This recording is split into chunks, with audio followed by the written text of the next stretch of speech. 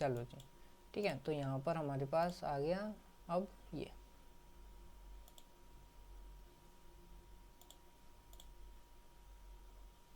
ठीक है। अब हमारे पास प्रोजेक्ट 13 हो गया था, अब हमें किस पे जाना था, प्रोजेक्ट 14 पे। तो प्रोजेक्ट 14.c, तो 14 करा दिया था, 1 मिनट चेक करते हैं। पेज नंबर क्या था, 32। Write a program to print sum, नहीं प्रिंट फॉर, फैक्टोरियल कराया था, ठीक है। तो अभी हमें क्या कराना है, print sum of even and odd numbers up to the given number. मतलब कि अगर हमने 10 इनपुट किया है तो 10 तक जितने भी इवन नंबर आ रहे हैं उनका अलग से सम हो, ठीक है, और जितने भी ऑड नंबर आ रहे हैं उनका अलग से सम हो, ठीक है। और 1 to n है, मतलब कि 1 भी इंक्लूडेड है। जैसे कि फॉर एग्जांपल अगर हम लेते हैं 10 फॉर एग्जांपल के लिए लेते हैं, तो 10 भी इंक्लूड होना चाहिए, है ना, 1 to 10, ठीक है। तो 10 भी इंक्लूड होना चाहिए। अब जैसे कि यहाँ पर देख लो, अब 1 से 10 तक के बीच का सारे इवन नंबर्स का सम कितना होगा, 2 + 4 + 6 + 8 + 20, ठीक है। इवेंट्स का तो 20 बैठ रहा है, ठीक है। एक बार फिर से कर लेता हूँ, 2 + 4 + 6 + 8 20 है, हाँ। और 10 भी तो इवन है, सॉरी, हाँ, तो 30 बैठ रहा है।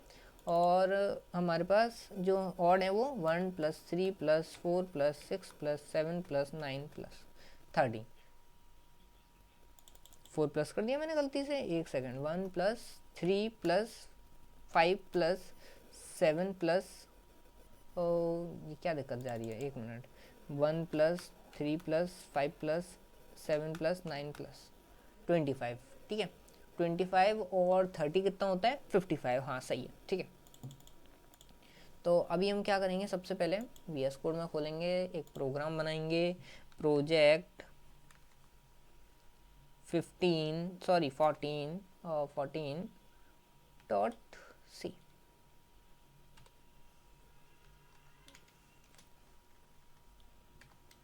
ठीक है। ये हमारा प्रोग्राम बन गया। अब इसे हम सबसे पहले कैसे शुरुआत करते हैं, हैश इंक्लूड stdio.h मालूम है हमें, ठीक है, वही सब कुछ घिसा पिटा, stdio.h stdio.h और हैश इंक्लूड connew.h, connew नहीं भी लगा सकते हैं, हमारी मर्जी है, ठीक है। अब आगे जैसे void main,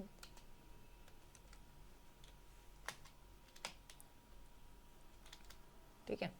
अब यहाँ पर हम लिखेंगे क्या, यहाँ पर हम लिखेंगे सबसे पहले तो हम लेंगे इवन का सम जो है उसका उसका एक वेरिएबल, ठीक है, जिसमें even up to the given number के इवन जो नंबर्स हैं वो सारे स्टोर हो जाएंगे, ठीक है। जैसे कि इवन अंडरस्कोर सम, ठीक है, अंडरस्कोर लगा सकते हैं वेरिएबल के बीच में, ठीक है, तो कोई दिक्कत नहीं है, ये पूरा एक नाम है, इवन सम, ठीक है। उसके बाद हम लगा सकते हैं ऑड सम, ऑर्डर अंडरस्कोर सम, ठीक है, और सम हो गया। अब उसके बाद हम लगा सकते हैं जैसे कि और क्या क्या हो गया, नम, ठीक है, वही नम जो हम लेंगे, ठीक है।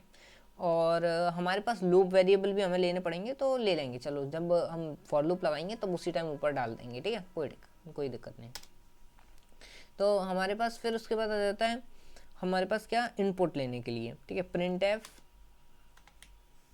प्रिंट क्या करना है, एंटर द नंबर, मतलब कि यूज़र से आस्क करेगा, ठीक है। अब स्कैनएफ क्या स्कैन करेगा, %d, जो कि होता है इंटीजर एक्सपेक्ट करेगा वो, और फिर उसके बाद आएगा क्या, %, नम में स्टोर हो जाएगा, बहुत बढ़िया। अब नम में स्टोर हो गया यहाँ तक तो बहुत सिंपल प्रोग्राम था, इसमें कुछ नहीं था, ठीक है। इसमें क्या था, हमने इवन और सम ले लिया, नम ले लिया, वेरिएबल लिए हैं, ठीक है, इन वेरिएबल का भी यूज़ नहीं कर रहे, ठीक है। और ये देखते हैं कि अगर हमें और ज़रूरत पड़ेगी वेरिएबल्स को लेने की तो तब भी ले लेंगे। चलते हैं नेक्स्ट करते हैं। अब नेक्स्ट में क्या आ जाएगा, हमें up to the given number के लिए एक लूप चलाना है कि जब तक वो नंबर मतलब हम वो कैसे करते थे, देखो पहले तो हम सिंपल ही देखेंगे, ठीक है। सिंपल देखो, आई इक्वल टू 1 से लेकर चलना है ना, तो 1 से लेकर चलना है, आई इक्वल टू 1 और I is less than count, count में क्या रखेंगे, less than equal to num, ठीक है, और आई प्लस प्लस होता चला जाएगा, ठीक है।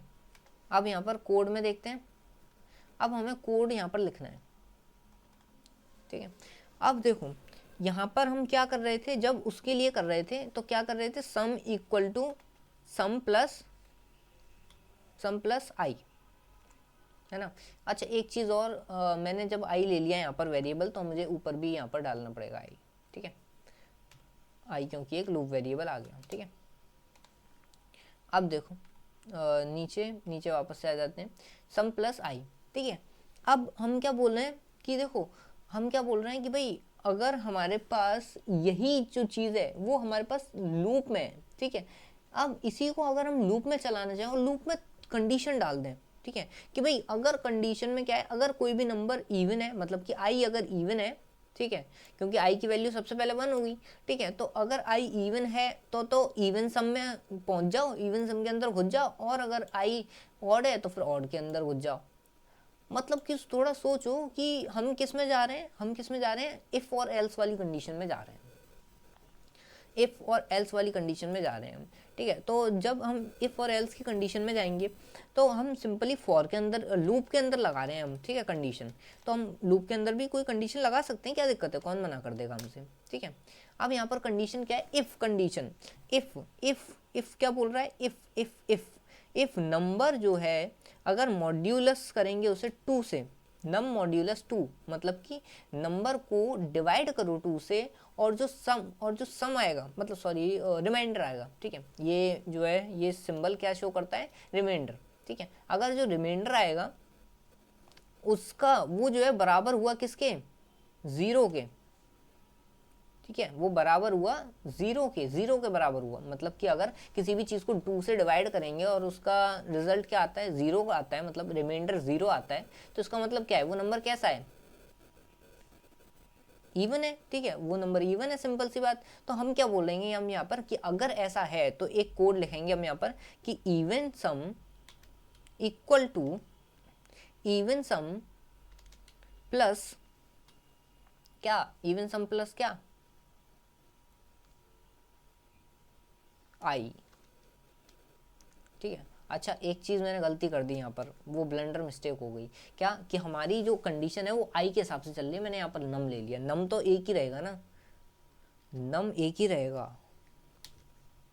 ठीक है, नम क्या है, नम एक ही है, नम कांस्टेंट ही रहेगा जो कि हम नम डालेंगे, क्योंकि हम नम में कोई चेंज कर ही नहीं रहे, हम चेंज किसमें कर रहे हैं, आई बार बार पे बदल रहा है, आई बार बार कभी प्लस हो रहा है और हर वैल्यू के बाद वो चेक भी हो रहा है, ठीक है। तो हम यहाँ पर डालेंगे आई, अगर जो है, अगर इस बार सबसे पहले के लिए क्या होगा, 1 होगा, 1 होकर आएगा, ठीक है। अगर 1 होकर आया आई और इसने चेक करा कि भाई अरे आई मतलब डिवाइड करा 2 से और रिमाइंडर क्या आ गया, 0 आ गया, नहीं आया क्योंकि आई 1 था, ठीक है, तो क्या करना है हमें, ये कंडीशन नहीं चलानी, लेकिन अगली बार जब आएगा तब क्या होगा, तब भाई आई की वैल्यू होगी 2, ठीक है, और वो चेक करेगा, आई से डिवाइड करेगा 2 को और 2 करके रिमाइंडर देखेगा, रिमाइंडर अरे 0 आ गया, तो हमें ये कोड चलाना है, फिर और कोई कोड नहीं चलाना, ठीक है। तो ठीक है, अब हम ये तो हमने इवन सम के लिए कर दिया। अच्छा एक चीज़ ऊपर इंक्लूड कर देंगे, क्या, देखो अगर मान लो हमने सिर्फ 1 टाइप किया तो 1 का तो सिंपल ऑड है, ठीक है, तो उस टाइम पर एरर आ सकता है, तो हम क्या कर देंगे,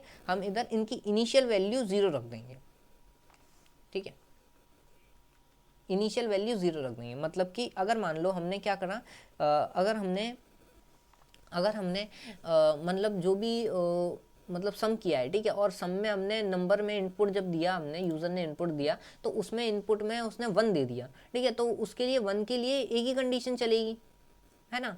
अब लेकिन बाई चांस इसने क्या किया, इसने चेक किया कि भाई अगर वो उसने चेक कर लिया और दिक्कत आ गई इसमें, ठीक है, तो फिर हो सकता है एरर दे दे कि भाई अरे इवन सम तो की तो पुरानी कोई वैल्यू है ही नहीं, किस में प्लस करूँ मैं, ठीक है, तो ये चीज़ एरर ना दे इसलिए वजह से हम 0 रख देंगे, ठीक है, और थोड़ी क्लियरेंस भी आ जाएगी, ठीक है, सिंपल सी बात कह सकते हैं कि हम अपनी क्लियरेंस के लिए और अपने थोड़ा सा समझने के लिए रख दे रहे हैं, ठीक है। एल्स इफ, दूसरी कंडीशन, अगर अगर एल्स इफ, एलिफ एलिफ भी बोलते हैं, ठीक है, एल्स इफ को।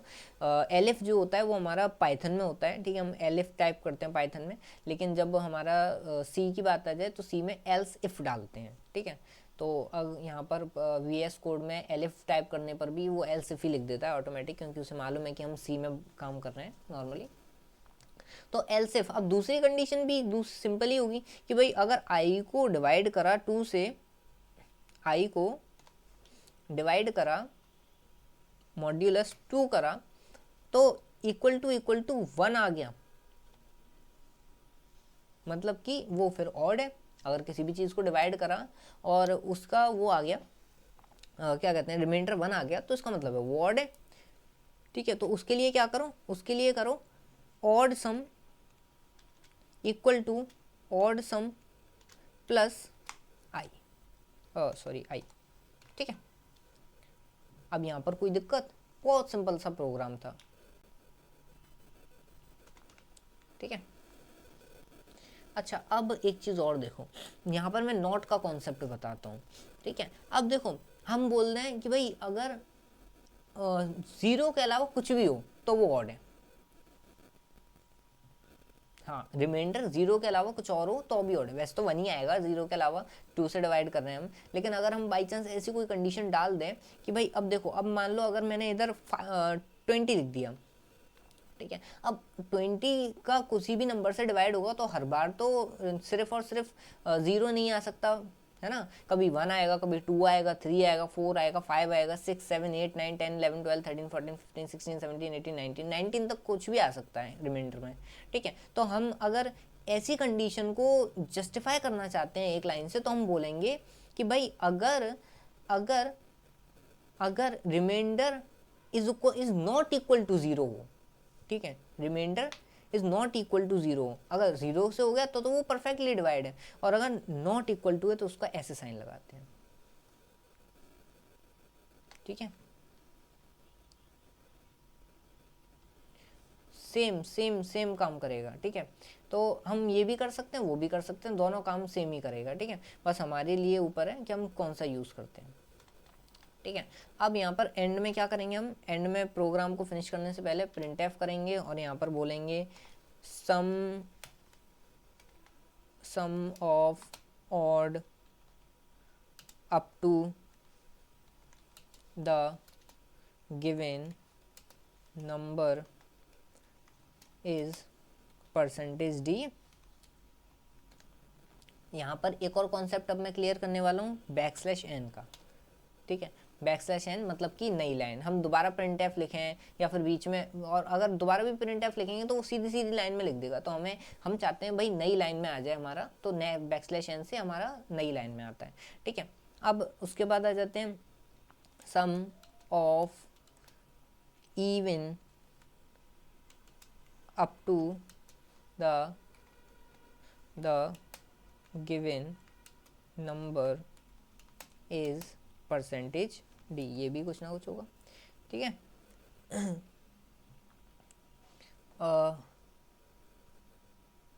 अच्छा, एक और चीज़ कर सकते हैं हम, वो करना है कॉमा लगाकर, हमें क्या लगना है, पहले हमने क्या, पहला देखो रेस्पेक्टिवली काम करेंगे हम यहाँ पर, जैसे कि सबसे पहले क्या है, सबसे पहले हम ऑड नंबर का सम प्रिंट कर रहे हैं, तो हम यहाँ पर लिखेंगे ऑड सम, तो मतलब वो समझ जाएगा कि हाँ, मतलब पहला वाला परसेंटेज डी ऑड सम का है। फिर उसके बाद दूसरा करेंगे मतलब कि इवन सम, ठीक है, वो समझ जाएगा इवन सम का है।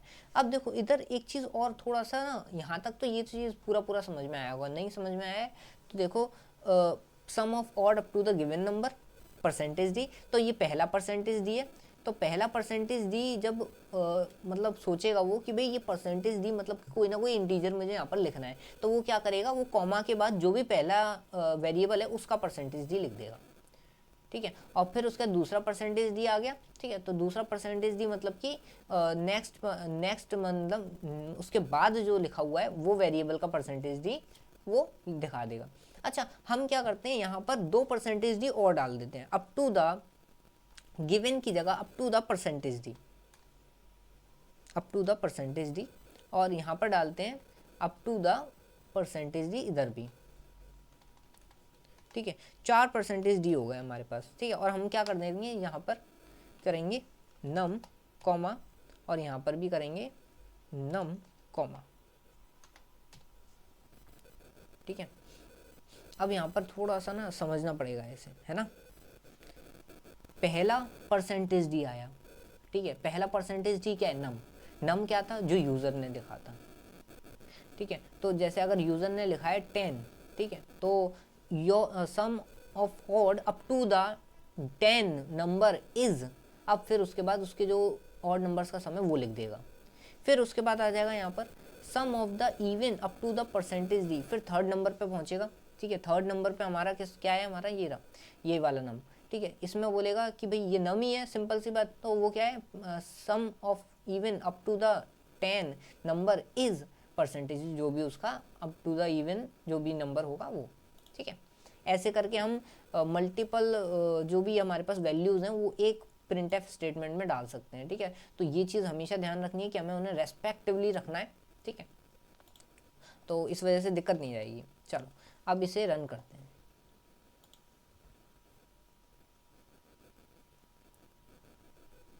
और मैंने क्या नहीं किया, हाँ गेट सी एच नहीं लगाया मैंने, मुझे लग रहा था कि कुछ ना कुछ तो रह गया। तो get C H, get C H, get C H के बिना तो फिर वो गायब ही हो जाएगा, ठीक है। चलो जी, चलो दोबारा से कंट्रोल एस,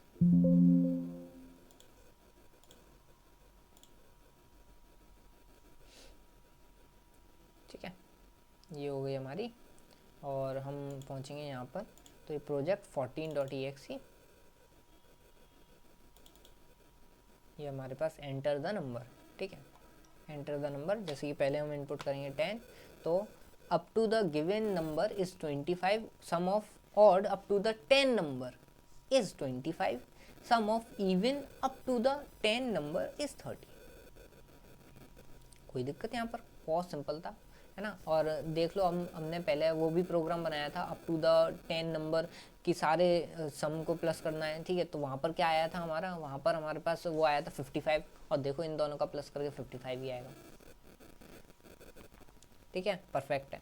एंटर करते हैं हम यहाँ पर, एक और कोई बड़ी वैल्यू डाल के देख लेते हैं, जैसे कि मान लो हम डाल के देख लेते हैं 50, ठीक है। तो हमारे पास sum of the given number is 625 और सम ऑफ द इवन तो वो हो जाएगा 650, ठीक है, जो कि सही होगा। हमें क्या चेक करना है ना। हमने प्रोग्राम बना दिया, जब वो प्रोग्राम अच्छे से वर्क कर रहा है तो फिर वो हर चीज़ के लिए अच्छे से वर्क करेगा। एक सेकेंड, अब इसे स्क्रीनशॉट लेना है ना, स्क्रीनशॉट ले लो।